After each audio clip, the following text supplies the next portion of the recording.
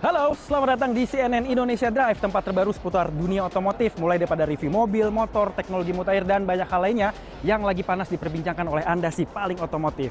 Saat ini, CNN Indonesia Drive hadir dengan suasana yang spesial karena kita lagi ada di pameran otomotif terbesar di Indonesia maupun Asia Tenggara, apalagi kalau bukan Gias 2025. Saya akan ajak Anda berkeliling daripada hall ke hall untuk melihat kendaraan dan juga inovasi terbaru apa saja sih yang ada di sini. So, start your engine. And let's drive!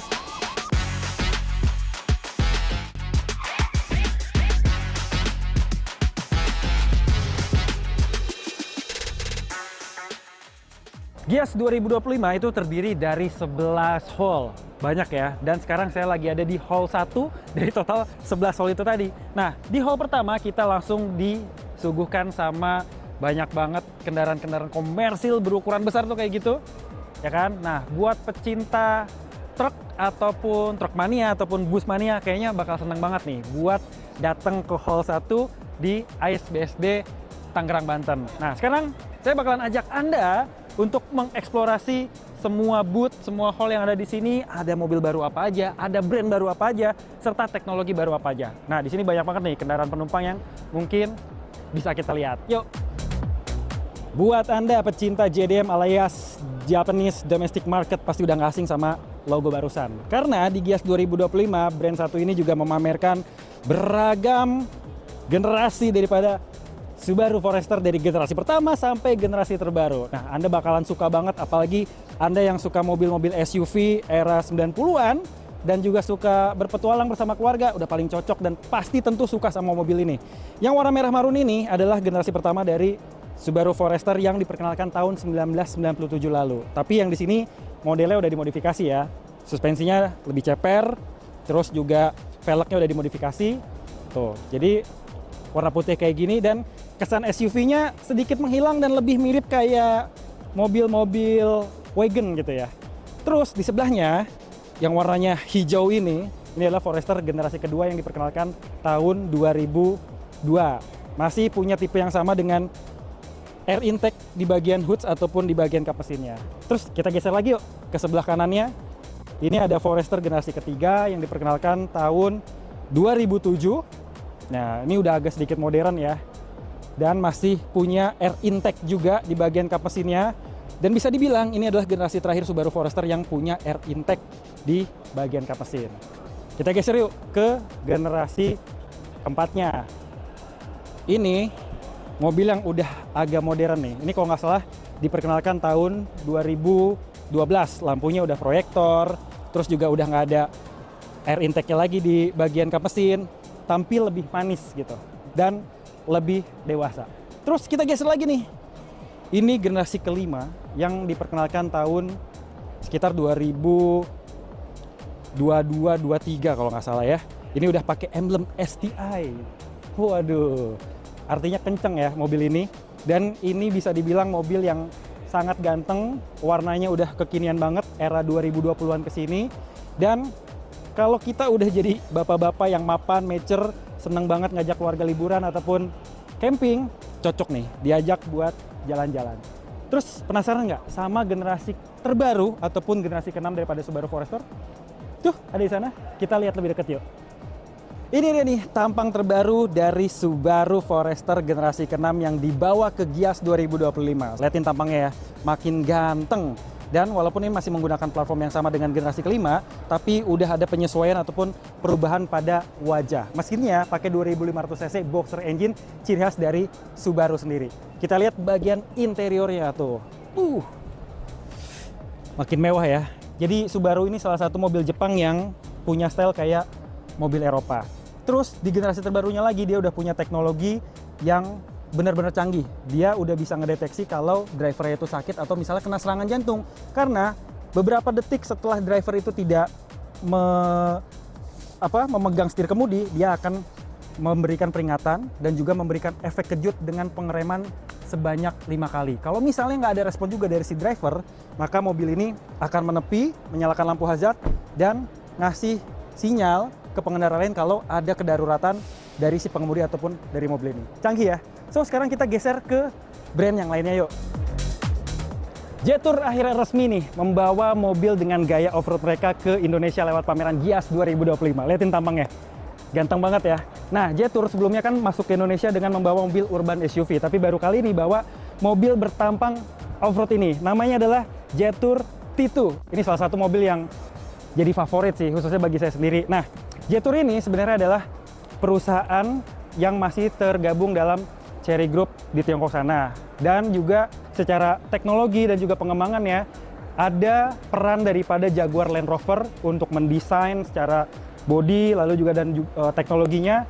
Terus, tahu nggak, mobil ini juga laku banget di Timur Tengah, mulai dari Qatar, Abu Dhabi, terus juga Kuwait dan juga Mesir. Kira-kira di Indonesia bakal laku nggak ya? Karena mobil ini punya banyak varian, ada yang hybrid, non-hybrid, dan mesinnya udah turbo. Tapi entah di Indonesia akan pakai mesin yang mana, karena ini baru diperkenalkan aja untuk diinformasikan kalau Jetour siap menjual T2 di Indonesia.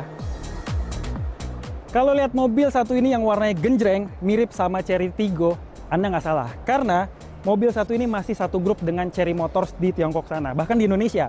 Ini adalah Lepas, kayak bahasa Indonesia ya. Lepas itu ada artinya Leopard and Passion ataupun Lead and Passion. Kenapa disebut Leopard ataupun macan tutul? Lihat deh, di bagian lampu DRL-nya ini mirip mata leopard ataupun macan tutul, ya kan? Jadi sangar gitu. Terus grillnya juga gede banget, dimana Chery Motors juga punya grill yang segede ini. Bisa lihat ya, banyak banget ornamen ataupun diamond gitu menghiasi area grillnya. Nah, Lepas sendiri bawa ke Indonesia ada 3 unit produk, mulai dari Lepas L6 ataupun Lepas L6. Terus yang ada di sebelah sana, kita lihat yuk, geser tuh. Itu adalah Lepas L8 yang agak sedikit lebih panjang daripada L6 ini. Dan kita lihat ke sebelah situ lagi. Ini adalah Lepas L4 yang menjadi compact SUV dari Lepas di Indonesia. Warnanya tuh genjreng-genjreng ya. Dan ini masuk dalam kategori premium SUV yang diperuntukkan buat eksekutif muda ataupun anak-anak muda yang punya jiwa sporty, dinamis, tapi juga butuh kemewahan. Kira-kira Lepas bakalan ngikuti jejaknya Chery nggak ya? Bisa memikat pecinta otomotif di Indonesia? Di boothnya XPeng, kita nggak cuma lihat mobil listrik yang udah dipamerin dan juga udah dirilis harganya. Tapi, di sebelah kiri saya nih, ada yang jauh lebih menarik. Ini adalah XPeng eVTOL, alias mobil terbang dari XPeng yang dipamerin di Gias 2025. Nah, bisa dilihat ya, totalnya ada 6 baling-baling di sini dan bisa diisi oleh 2 penumpang. Nah, ini memang mengingatkan kita sama yang namanya e-Hang ya, yang waktu itu diperkenalkan sama Prestige Motor. Tapi ini kayaknya lebih modern dan juga lebih high-tech gitu. Terus, XPeng ini bisa terbang sejauh 30 km dalam sekali pengisian baterai penuh. Karena mobil terbang ini ditenagai oleh baterai listrik. Nah, kita ke sebelah kiri dari mobil yuk. Kita lihat yuk kayak gimana dalamnya. Nah, dalamnya begini. Bisa diisi oleh 2 penumpang dengan model pintu yang seolah-olah kayak burung camar alias gullwing gitu ya. Nah, tapi saya belum tahu nih apakah pengendaliannya dilakukan di dalam mobil terbang ini atau dilakukan secara jarak jauh menggunakan remote control dari titik terbang sampai dengan titik pendaratannya nanti. Tapi masa depan memang udah ada di depan mata. Saya yakin suatu saat nanti 5-10 tahun lagi mobil terbang seperti XPeng ini ataupun e-Hang udah bisa warawiri di jalanan Indonesia. Sekarang kita udah ada di boothnya Indomobil Nasional Distributor yang memang menjual mobil Prancis Citroën dan juga Jeep di Indonesia. Nah, sebelah kiri saya ini adalah Citroën Basalt yang akhirnya resmi dijual di Indonesia. Resmi, tapi langsung didatengin versi Dark Edition yang punya tampang makin ganteng, velgnya hitam, bodinya hitam, dan kita lihat interiornya, cadang, juga kelihatannya sporty banget dengan stitching warna merah di bagian dalam, terus juga AC-nya udah digital. Kalau misalnya kita lihat ke bagian depan sini, geser yuk. Keren banget ya. Nah, mobil ini pernah saya lihat secara langsung di Stellantis desain center yang ada di Prancis di 2024 lalu, dan akhirnya bisa ngeliat langsung di Indonesia dengan versi Dark Edition-nya.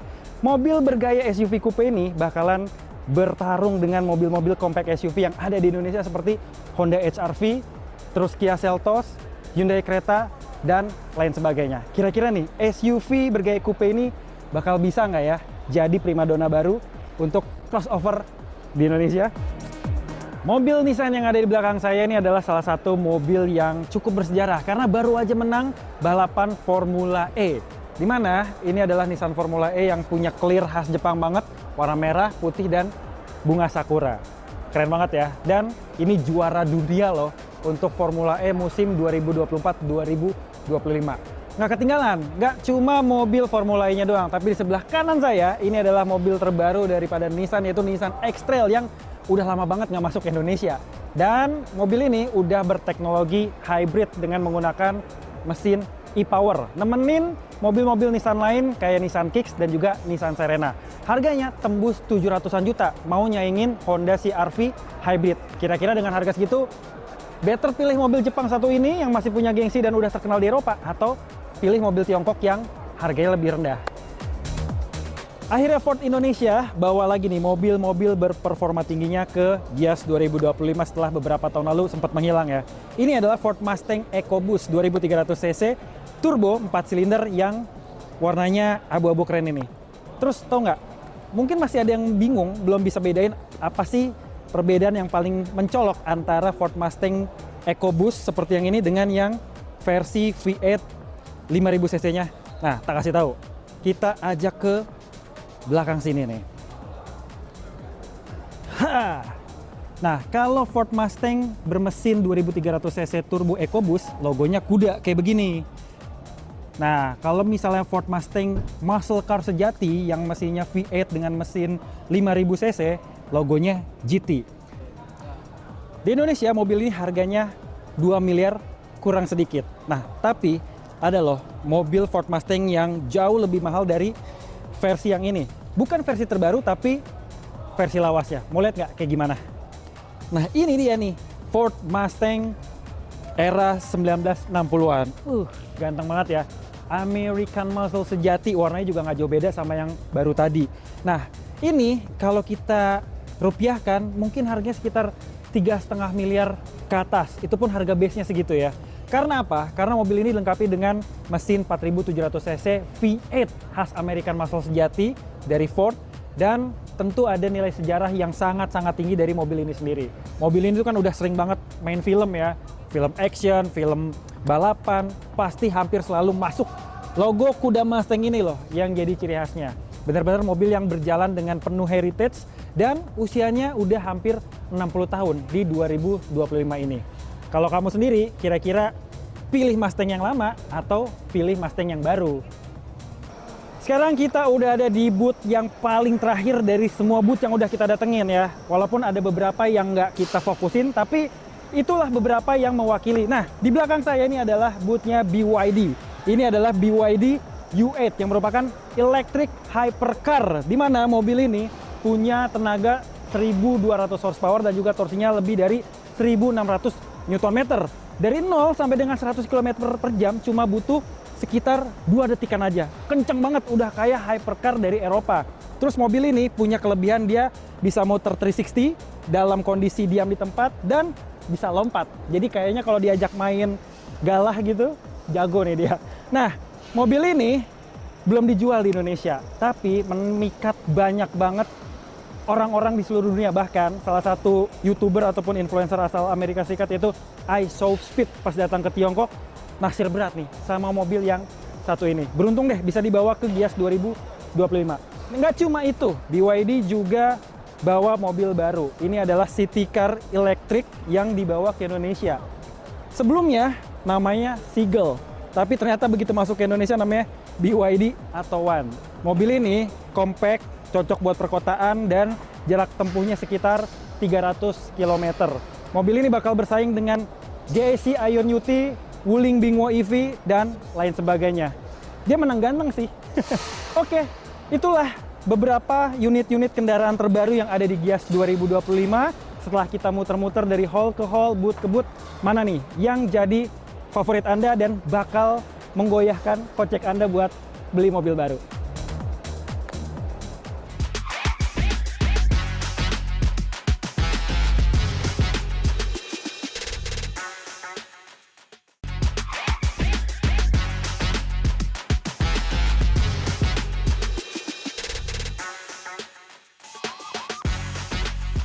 Motor besar bergaya superbike seperti yang lagi saya naikin ini tentunya sudah dibekali dengan sistem pengereman yang absolut karena dibekali oleh 2 rem cakram di bagian depannya supaya pengeremannya lebih pakem. Nah, bicara soal pengereman, di wilayah jalur wisata Gunung Bromo, Probolinggo, Jawa Timur, ini sekumpulan warga dan juga aparat kepolisian ramai-ramai memberhentikan para wisatawan yang menggunakan motor metik di jalur wisata tersebut. Alasannya adalah menghimbau dan juga meminta para pengendara motor metik tersebut berhenti untuk melakukan pengecekan rem dan juga beristirahat. Karena daerah ini tuh rawan kecelakaan. Beginilah aksi warga Desa Ngadisari, Kecamatan Sukapura, Kabupaten Probolinggo, Jawa Timur, saat menghentikan motor-motor yang melintasi desanya. Aksi tersebut dilakukan dalam rangka mengurangi potensi terjadinya kecelakaan akibat remblong. Iya, dibantu dengan kepolisian, satu persatu motor yang turun dari Bromo diminta berhenti ke tepi jalan. Setiap motor berjenis metik yang melintas, terutama yang turun dari Bromo, diminta untuk mengecek kondisi rem belakang dan depan. Tias, salah satu pemotor asal Sidoarjo, mengaku rem belakang motor yang dikendarainya tidak berfungsi. Dari atas tadi yang tak bonceng turun, jadi aku turun sendiri, yang satu jalan kaki. Oh, jalan kaki.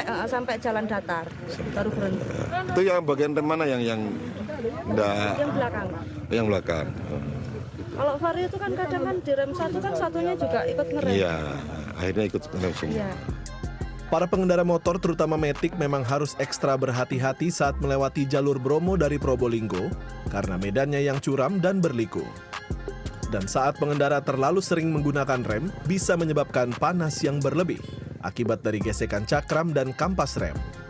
Hal ini yang berakibat rem tidak berfungsi atau remblong dan tidak adanya engine brake seperti di motor persneling, membuat remblong pada motor metik lebih berbahaya.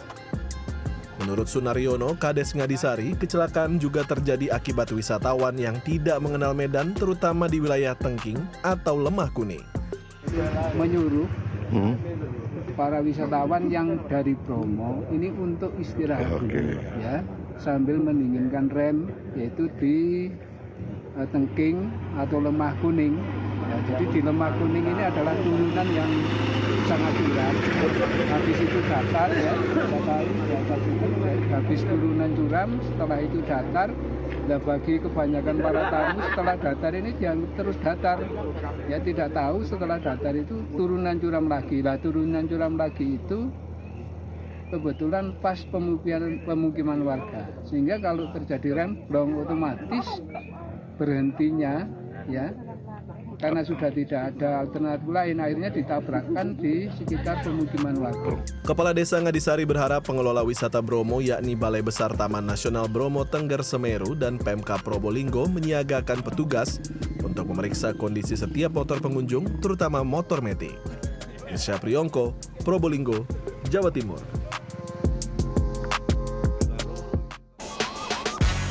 Ajang balap motor paling bergengsi di dunia, MotoGP, sebentar lagi akan memasuki era baru, mengubah mesinnya dari 1000 cc menjadi 850 cc. Selain itu, masih ada sejumlah regulasi teknis lainnya yang akan diberlakukan. Nantikan informasi selengkapnya hanya di CNN Indonesia Drive.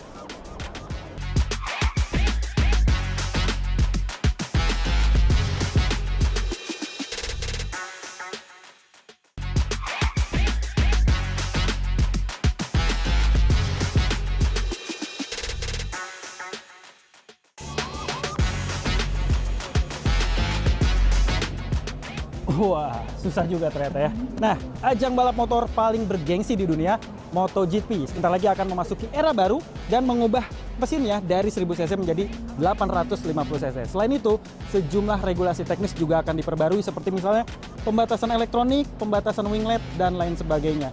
Tujuannya, apalagi kalau bukan untuk menambah keseruan dan juga meningkatkan safety dalam ajang balap MotoGP. Informasi tadi sekaligus menutup jumpa kita di CNN Indonesia Drive edisi kali ini. Jangan lewatkan CNN Indonesia Drive setiap Sabtu pukul 21.30 waktu Indonesia Barat. Lengkapi juga nih informasi tentang otomotif Anda di kanal sosial media CNN Indonesia Drive di TikTok, Instagram @CNN Indonesia. Saya Albi Pratama, see you until next ride.